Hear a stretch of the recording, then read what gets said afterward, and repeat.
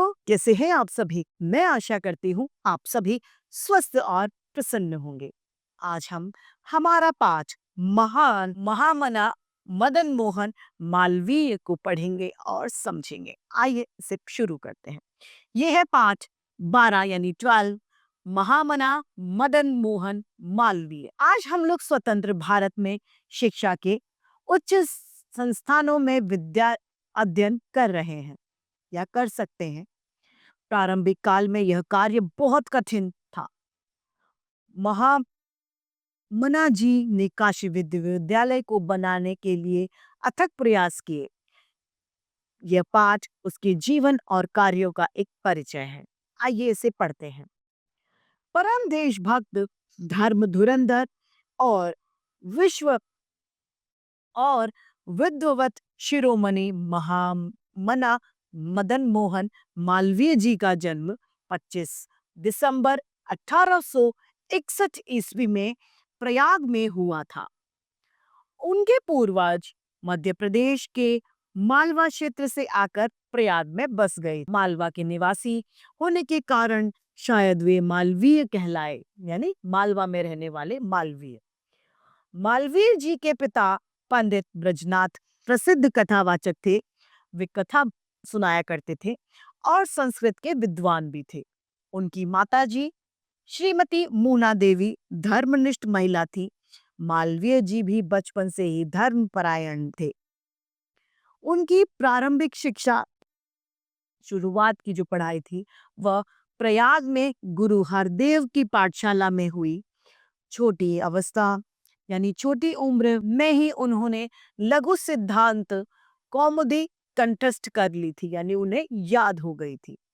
बाद में मालवीय जी ने अंग्रेजी माध्यम के स्कूल में प्रवेश यानी एडमिशन लिया और कलकत्ता विश्वविद्यालय से एंट्रेंस परीक्षा पास की।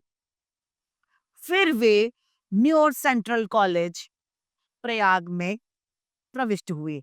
कॉलेज में उनकी मित्रता पंडित मोतीलाल नेहरू, स्वामी श्रद्धानंद, सुंदरलाल आदि के साथ में हुई।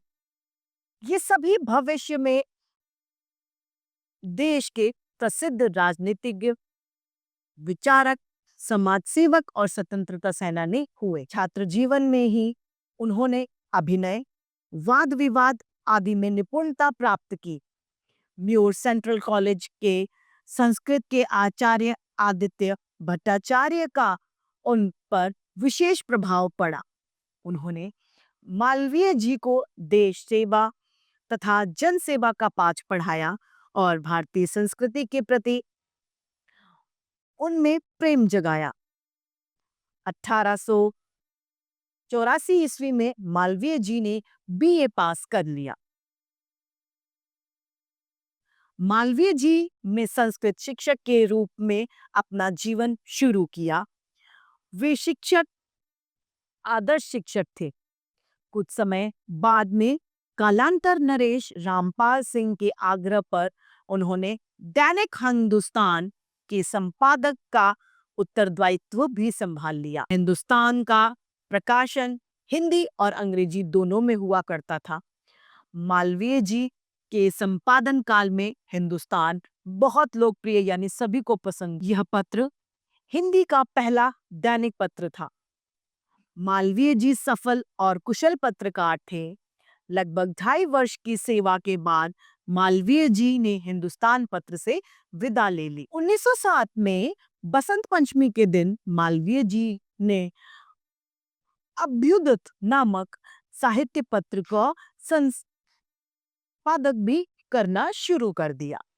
अब बाद में सनातन धर्म नाम से एक अन्य साहित्य भी निकाल दिया।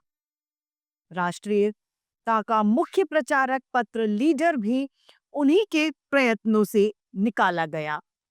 उन्होंने हिंदुस्तान टाइम्स का भी संपादन किया, जिसकी स्थापना 1931 ईस्वी में महात्मा गांधी द्वारा की गई थी। अब मालवीय जी राजनीतिक कार्यों में भी हिस्सा लेने लग गए थे। राजा रामपाल सिंह व सर सुंदरलाल जी की प्रेरणा से प्रेरित उन्होंने वकालत का अध्ययन करना शुरू किया। 1891 यानी 1891 में वे वकील बन गए। बाद में उनकी गणना हाई कोर्ट के श्रेष्ठ वकीलों में होने लग गई।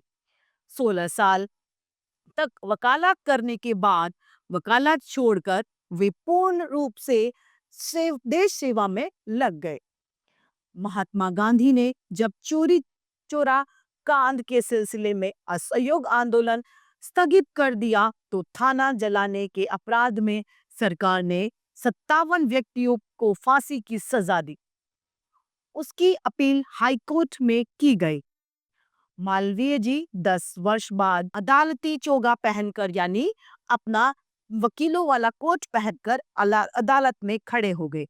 अंततः वे इस केस में उलझे निर्दोष व्यक्तियों जिनका कोई दोष नहीं था, उन व्यक्तियों को मुक्त कराने में वे सफल हो गए।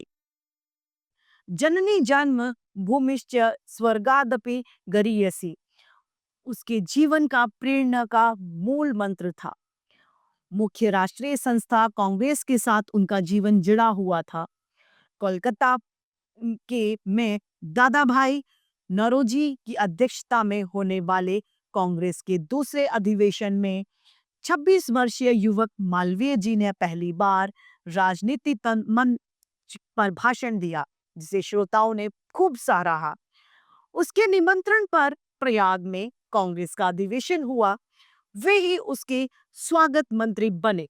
1909 में लाहौर में होने वाले अधिवेशन के अध्यक्ष सर फिरोज शाह मेहता ने जब एक सप्ताह पूर्व अधिवेशन में उपस्थित होने में अपनी असमर्थता यानी वो वहां पर पहुंचने में योग्य नहीं थे, किसी कारणवश वो जा नहीं पा रहे थे, असमर्थता प्रकट की, तो मालवीय जी ने यह भार अपने ऊपर ले लिया और 1918 ईस्वी में मालवीय जी पुनः यानी फिर से अध्यक्ष पद पर सुशोभित हो गए। अपने पद पर उन्होंने हिंदी में भाषण दिया और 1918 ईस्वी में स्वतंत्रता संग्राम के संबंध में उन्हें 6 वर्ष की जेल भी हो गई। 6 साल उन्होंने जेल में काटे। 1931 ईस्वी में कराची अधिवेशन में मालवीय जी ने सरदार भगत सिंह, गुरुदेव, राजगुरु और सुखदेव को फांसी दिए जाने के विरोध में प्रस्ताव रखा और ओम क्रांतिवीरों को श्रद्धांजलि दी।